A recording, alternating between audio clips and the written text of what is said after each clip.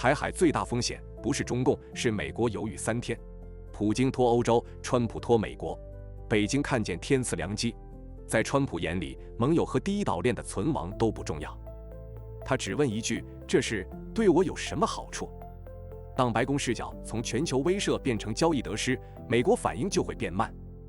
而台海胜负看的是速度，北京不指望打赢美国，只求拖住美国的决策。欧洲火烧眉毛，总统算生意账，国会炒预算，盟友等信号。北京要的就是这一锅粥。一旦美国犹豫3天，就足以让台湾变成台湾省。但这是北京最大的误判。